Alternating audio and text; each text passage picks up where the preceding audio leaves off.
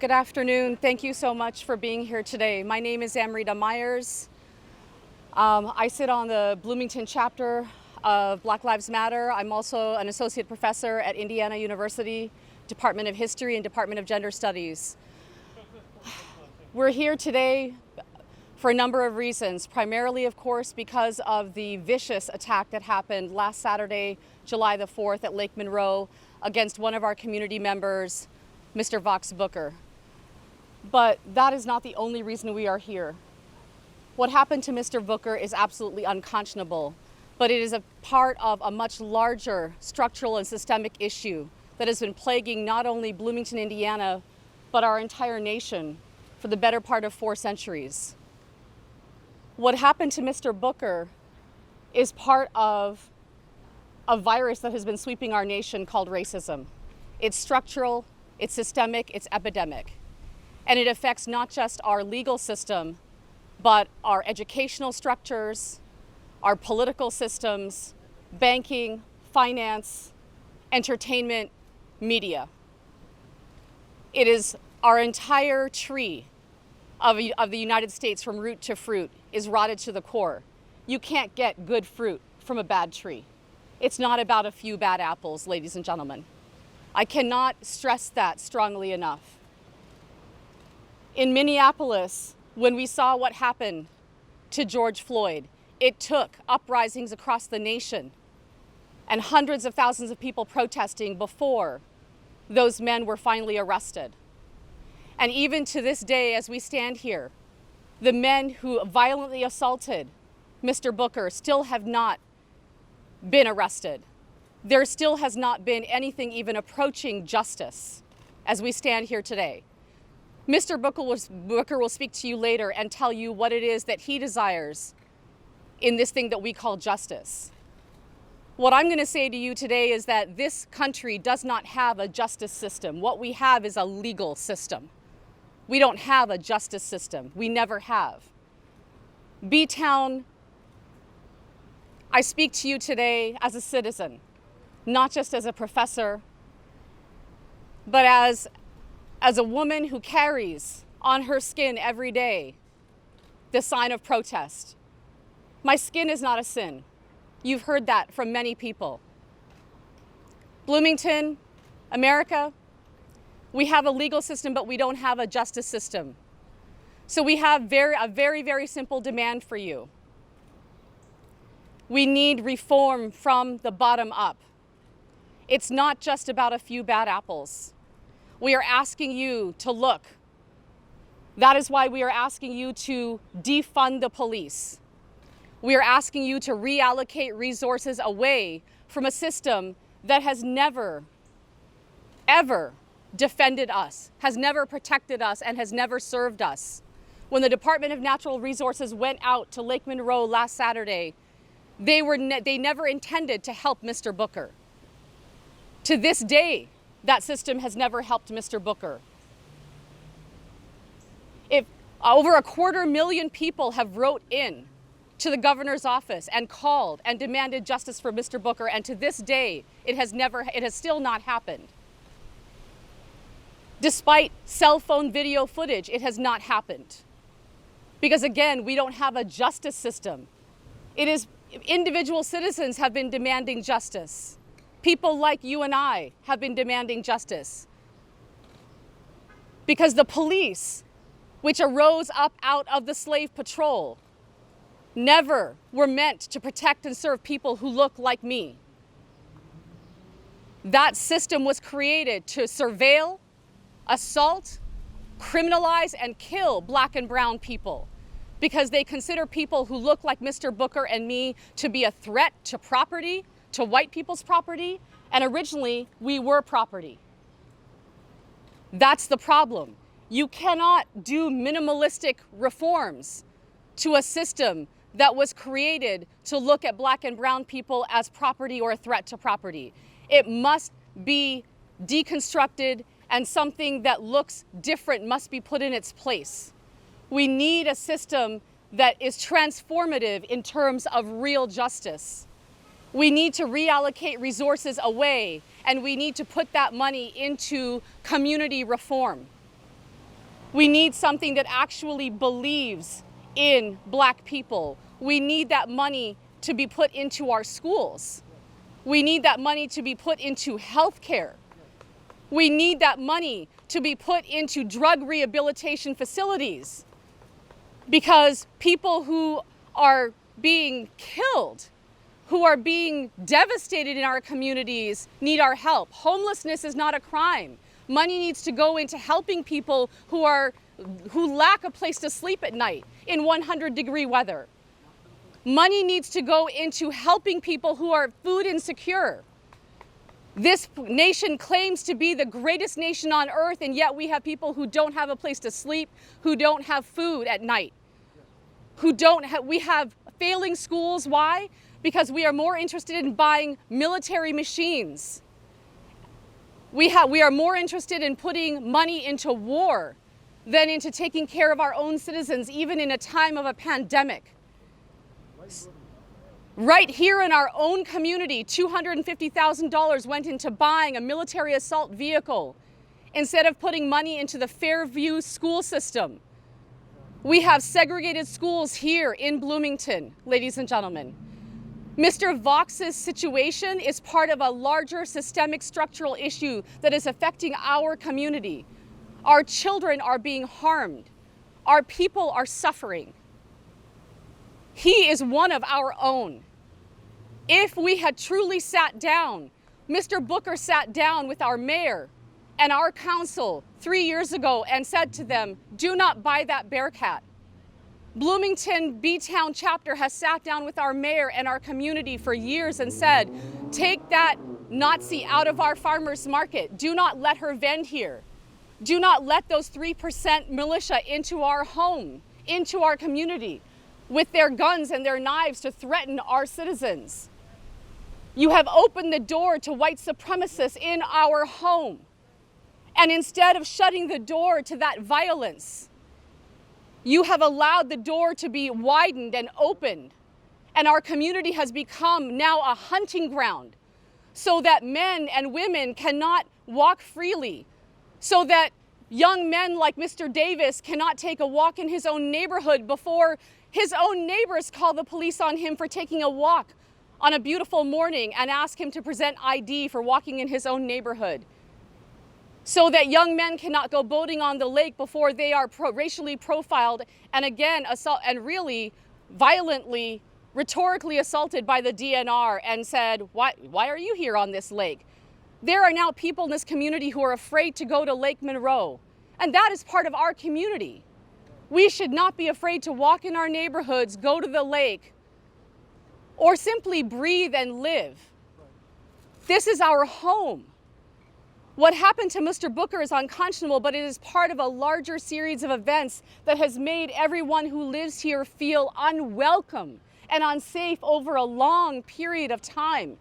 I've lived here for 15 years, and I can tell you, this is not an isolated incident.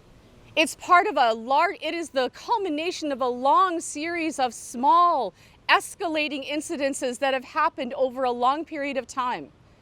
And so I have said to the mayor, I have said to the city council, I've said to the county council, I've said to the Bloomington Police Department and the Monroe County Sheriff's Office that we have put you all on notice. And I'm saying to you, citizens of America, this is a larger structural problem that we all face, and we all need to put our hands into it together to make it right.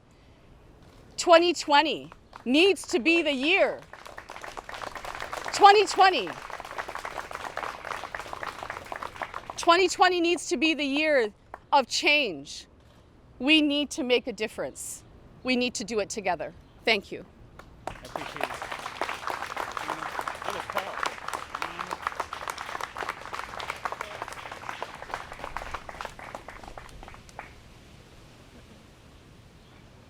Hello. Hi, my name is Selena Drake. We'll keep this brief, okay? Okay, gotcha. Yeah, my name is Patrick Ford. We are both organizers with the Enough is Enough group. First and foremost, Enough is Enough is more than honored to support Vaughxx Booker as he seeks justice against his attackers. Vaughxx Booker's incident wasn't just a hate crime. It was an attempted murder by lynching that occurred on July 4th at Lake Monroe. Currently, Indiana has a civil rights commission that has a mission to focus on hate crimes by educating the public regarding the natures and the extent of the hate crimes. This is achieved through maintaining statewide reports and, outreach programs. But who enforces this? Like, what are the penalties? What's the training being done? What's actually being done to see that these organizations are practicing implicit bias trainings? Who's to say that? Is there anything? In 2019, Governor Eric Holcomb introduced Senate Bill 12, which had pushed for more comprehensive legislation with a list of traits that include race, gender, sexual orientation, sex, and disability. However, the Indiana Senate voted to amend the bill. All right, they amended it, but they eliminated all specific characteristics, including race, sexual orientation, and gender identity. Instead of sticking to the original goal of the bill, Governor Holcomb signed to amend it. Even one of the writers of this Senate Bill 12, Senator Greg Taylor of Indianapolis, voted against his own bill. He said, you don't have to agree with how somebody lives to respect the ability to live freely and responsibly in the state, but when you take that ability away, knowing that they have been targeted, it's a shame, and this is a disaster for the state of Indiana. Okay. Fast forward to July 2020, where we've had multiple instances of racial injustice happen within this community. Starting with the Darwin Davis Jr. incident on Thursday, July 2nd, 2020. A man walking through his own neighborhood was questioned and detained because of his skin color. And then again, on July 4th, Vaughxx Booker, a man of our community, was viciously attacked, and to this day, justice has not prevailed. As enough is enough, I want to explicitly state that we condemn any efforts to discredit any statements made by any person that has suffered any sort of racial injustice. As we move forward, we condemn attacking peaceful protesters in any manner, and we acknowledge the living pain of Black men and women and all LGBTQ+ members of the Black community from any sort of racial injustice. Indiana's lack of a hate crime law for racially motivated incidents for these men to be charged with a hate crime, these men have to be investigated at a federal level. Due to the fact that Indiana does not have a hate crime law, the FBI is the best source in order to get the most out of the charges we are wanting. Vaughxx has asked that members contact the DNR and ask for the immediate suspension, if not termination, of the 2 DNR officers that responded to the event on Saturday, July 4th, 2020. Enough is Enough is working towards peacefully bringing brown and Black liberation in Bloomington as well as surrounding communities. We do not organize with the use of weapons or groups that use weapons, and we will not in the future. We are asking that everyone who supports our fight for justice to protest peacefully with a purpose, organize towards outcomes, and vote to elect the people we want in office. I thank you for your guys' time today, and that's enough is enough.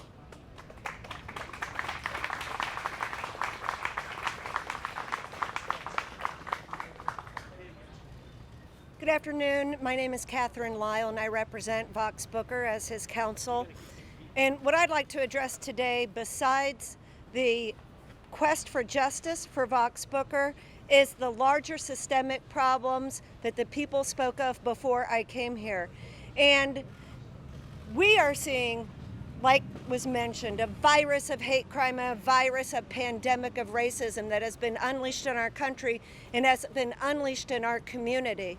So what can we do with the bigger problem? All the problems that are occurring in the hate crimes. And I thought to myself today when I was talking about it with my peers and my client, and I think one of the answers could be a grand jury. I call upon the United States Attorney for the Southern District of Indiana in Indianapolis to convene a grand jury, not only to look into the hate crime that was where Vauxx was the victim, but also all the other hate crimes that are going on in southern Indiana. From Indianapolis and the police who brutalized protesters with tear gas, which is a war crime, in beating them. They aren't arrested. There's no justice for those people who were harmed by the police, all the way to the river Ohio. And they have the jurisdiction to cast a wide net to look into all of this. The United States Attorney in Indianapolis can convene a grand jury. They have a civil rights division. We don't. They have a hate crimes law. We don't. We have a small prosecutor's office in a small community who is obviously struggling to get ahead of this case and to bring those suspects in and arrest them. We need help. We need the federal government to come in and help protect the citizens of southern Indiana. And the way to do it is a grand jury. Enough is enough. Thank you.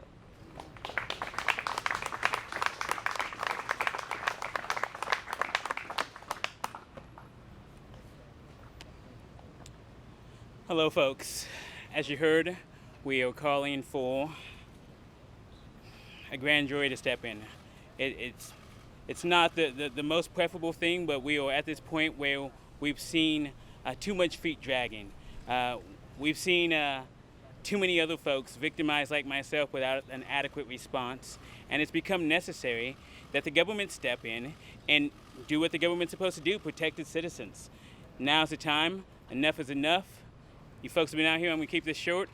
Anyone have any questions? Yeah, actually, the governor had discussed today down in Evansville the possibility of answering the Black Caucus's demands for police reforms, stricter hate crime laws. What's your opinion on that? Do you think legislature needs to get that done this session? Absolutely. The legislator needs to get that done this session. How many folks are we going to allow to die? I'm a victim that's alive, and if you're going to hashtag me, I'm alive. But there are too many folks that didn't make it. We don't have another day. We don't have another week. It's time that we need justice. And we have people who are hurting. A community that is inferior. You heard people say that the black people are afraid that they're going to be lynched or attacked at the lake. How much longer? And if Governor Holcomb is going to be the leader of this state, he needs to lead. He needs to go ahead and start the process. It should have been started yesterday. Vauxx, people have heard your story literally around the world. And at this point, the only person who knows how it feels to be you is you. It's been almost 7 days since you were attacked. We've all seen the video. We know how we feel.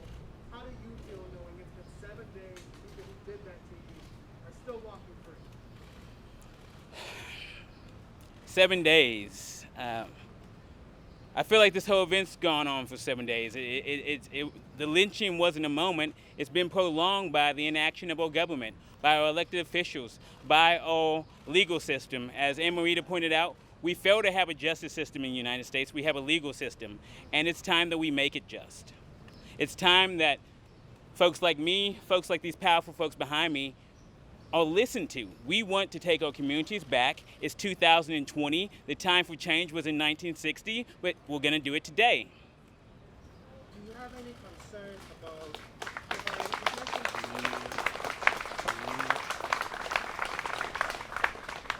you mentioned going calling for a grand jury, not the practical option. Do you have any concerns that going through that process may extend the timeline of you seeing the change you want to see in this case? I have concerns either way, but here's the thing. Justice can be delayed, but it can't be denied. And the only question is, how long are we going to delay justice? Vauxx, can you explain, when people talk about systematic racism, can you explain that in this situation, it's a 1-2 for you? Yes, you were physically attacked, but based on what you just said, you still like feel like you're still being attacked, and it seems to be part of that ongoing thing of the system is that you were attacked, but there's being nothing done. Can you explain if that's what systematic racism is? You know, the reality is these gentlemen would never have targeted and attacked me, these individuals, if they didn't believe that they had a government that was going to hold them accountable. They targeted me, they attacked me because they thought they could get away with it. And here we are a week later, and they're still out free. They're not waking up in bed crying. They don't have family members concerned for their safety and worrying about them. They don't have people asking them, hey, are you going to carry a gun? The people who are victimized shouldn't be the people who are afraid. We need to stand up, and we need to demand justice. Vauxx, if the justice system is working how it should work, the burden of proof is on the prosecution to prove that you saw the videos, but to make sure that these men can be brought to trial. Is it hard to wait? Maybe, do you feel like, is it a trust issue with the length of time it's taking to make an arrest, or do you feel like they're not putting any kind of, it's not as urgent as it should be? It's not about a delay of time. It's about that the process that we see is unjust. And when you ask if I have trust, we have a justice system that from its onset was very much about considering black bodies as property. So I shouldn't trust this government today any more than I did when King was asking for justice and reform. I shouldn't trust it any more than when Frederick Douglass was asking for justice and reform. The difference is this: I'm here right now. I'm asking for reform. I'm not alone. You see all these people asking for reform. How long is the governor going to wait? Have you heard from the governor? I know you talked to the mayor. Have you heard from him what he said? The governor hasn't said anything to me. You know, it's clear who folks care about and who folks don't care about. If I was someone that was donating to a campaign, I'm sure he would have called me 3 days ago. But here,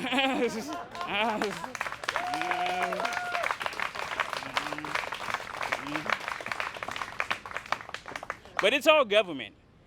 He's there to serve us. It's a government of the people, for the people, by the people, and we are the people. The mayor has expressed his solidarity. Everyone knows he and us have not always seen the same way. And from the mayor, we also want to see change. I'm happy that he's engaged in the process. I feel like he's genuine. It's time for us to stop sending these messages that folks can hate, that folks can express racism, because racism is inherently violence. And we need to remove that violence from our community. Do you have any thoughts on the prosecutor's response yesterday about how she's going to go about, how she wants to go about handling your case?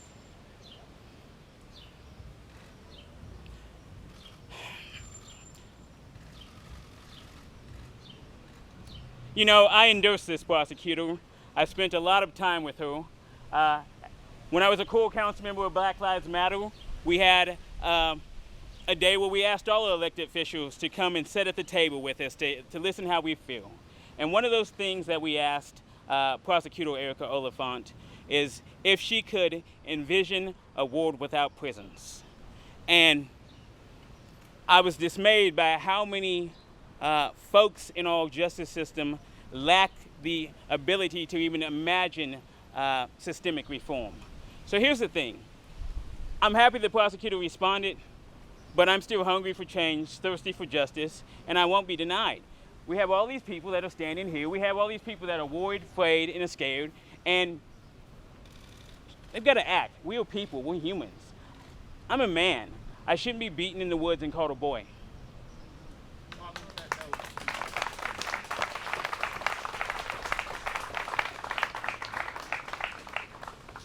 Here we are 7 days out. On that note, she did say that she felt that this investigation wasn't taking unusually long. How do you feel about that? She wasn't beaten in the woods. I mean, if this had been her brother, someone that she cared about, I think that we would have seen justice happen more quickly. The prosecutor has the power as a legal agent to pressure the system, to demand change. We had 35,000 people write our prosecutor. We had 10,000 people call in. How many people need to ask for justice? They can go ahead and charge. They don't have to have all the information right now. They have enough information. They had enough information that night, and it is time to arrest these folks.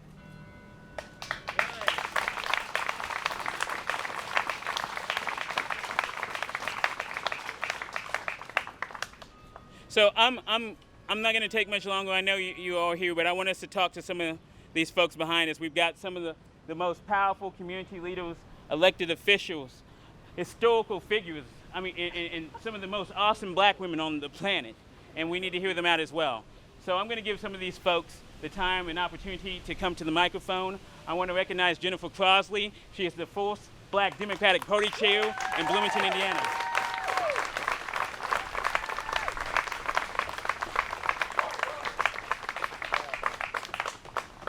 Good afternoon, good evening. As Vauxx said, I am Jennifer Crossley. I am the Monroe County Democratic Party Chairwoman. And before, as I said countless times this week, before I'm a party chair of anything, I am a black woman. And I am a black mother. I am married to a black husband. And we have to have justice, and there is justice to be had right now. We should have had it last week when the attack happened, but we didn't. We didn't have it on Monday. We're 5:45 and we're still waiting. And I don't understand how. I also don't understand how Governor Eric Holcomb can sit here and reports and say that he defended the DNR. How can you be a human and actually be pro-life and say you defend the actions of DNR? That is despicable.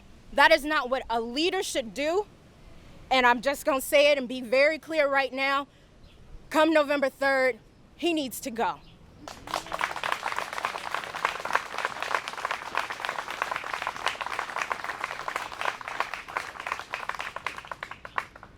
We have seen, as Vauxx said and other people have said, we have a legal system, but there's also an injustice system that we keep seeing. How many more times do we have to continue to see black bodies be slaughtered? How many more times do you have to see a tape? How many more times do people have to keep calling and begging and pleading and knocking? Why do we have to sit in these streets to continue to beg and plead? Why do I have to talk to my children and tell them about the injustices that they see? And even in this very own community that we like to tout as very progressive. And as somebody said earlier this week, Bloomington likes to continue to say that this is, and our Monroe County and our city likes to taunt that we are a blue bubble and a red state. But myself, I've had systemic issues. I've had things that have been passed off to me. And right now, it's not enough to sit here and say thoughts and prayers are with Vauxx, because of course thoughts and prayers are with Vauxx. But I'm also a person of faith, and I know that faith without action is blasphemous.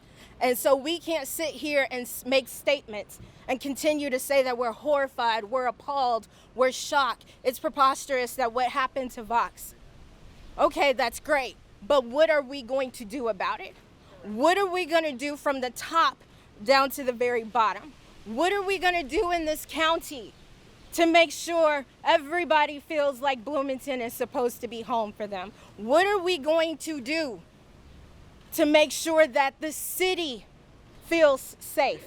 We have students that are about to come back in the midst of a pandemic, and everybody keeps talking about this pandemic and masks and all these other things. And right now, I know we're keeping masks on to protect each other, but I ask that you take the mask off to see the systemic racism that continues to happen and plague our country, our county, and in our city.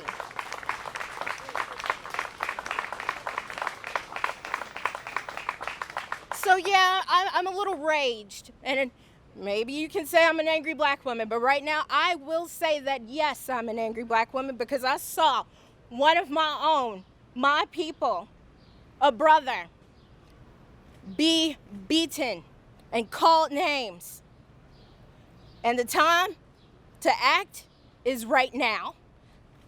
Thank you.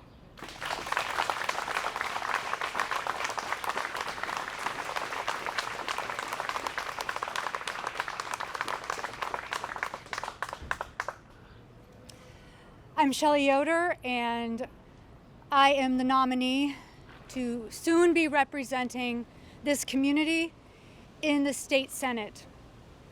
And I first want to say how courageous Mr. Booker has been over this last week. As we have stood behind him, as he has told his story, we have all heard the questions that people have had about him. And we are not holding responsible the people who actually did this against him. This near lynching. I am a white mother. I am a white woman. And it is not a small thing to recognize that we, my fellow white Hoosiers, have serious work to do in our own lives, in our own hearts, in our families, in our communities. And you better believe it, we better be fighting for change with this systemic racism, because we are holding it up. We must be addressing this, calling it out for what it is. It is white domination. We talk a lot about Hoosier values. That means nothing. It means nothing until every person living in Indiana can actually live without fear, knowing that there is justice for them. When they come across something that we have seen nearly every day in this state. And occasionally, we hear about it. Well, now we know about it, and we cannot remain silent. We have to get involved. We have to get involved, whether you can get involved at your local level with the school system, with your local government, and certainly hold us accountable at the State House. We must do better, and we can do better. And we will not give up and be silent until there is justice. Thank you.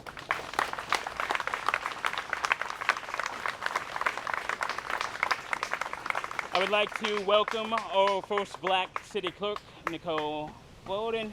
You're phenomenal in every way. I love you. Thank you. I knocked over somebody's microphone. My apologies. Good evening. My name is Nicole Bolden, and I'm the Bloomington City Clerk. And with all due respect to some of the speakers before us, racism is not a virus. And I just have to say, I absolutely hate it when people say that. It's not a virus. It's not something you can just magically get better from. It exists. When you say racism is a virus, it implies that you have nothing to do with it. Magically, it just happened to you. No, it's a choice.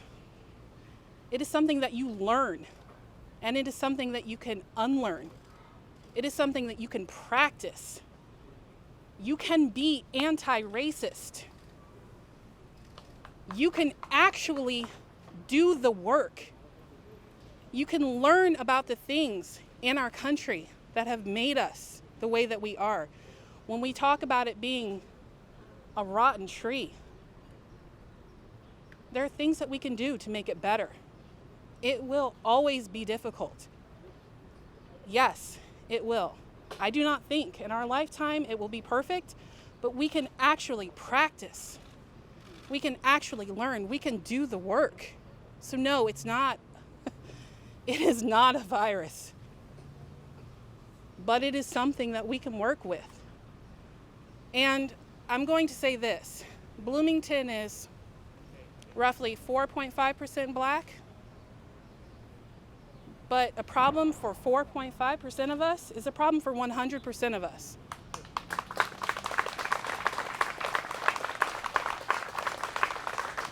So it is not incumbent upon that 4.5% of us to fix the problem. It is for all of us. So I expect everybody to do the work.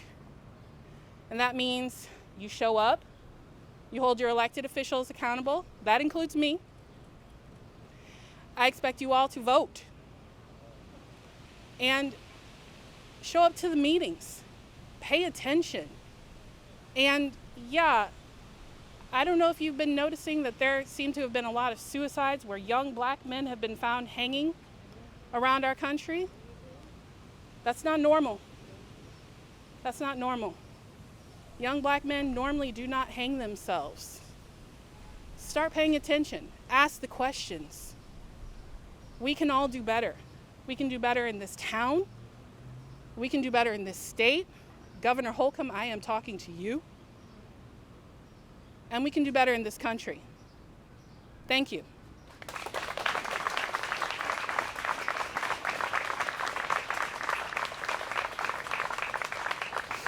Mea culpa. I forgot a couple of things. It's been a long day. First of all, we are in the middle of a pandemic. Those officers who responded that night that Vauxxx was attacked did not wear masks. The people that attacked Vauxxx spit in his face. Droplets went in his face. They did not have on masks.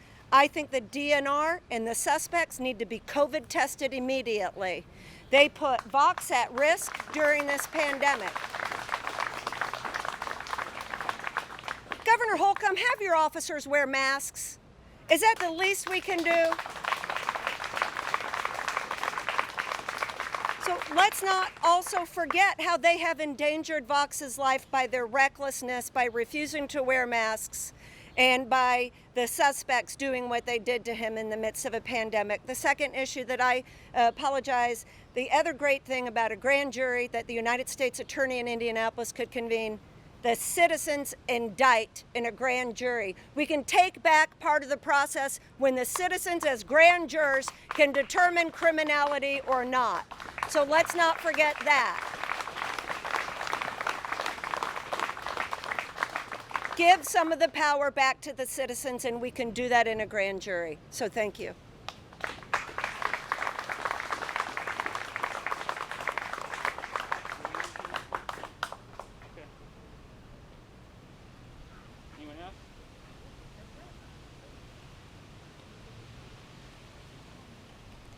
Folks, I would like to thank the press for being here.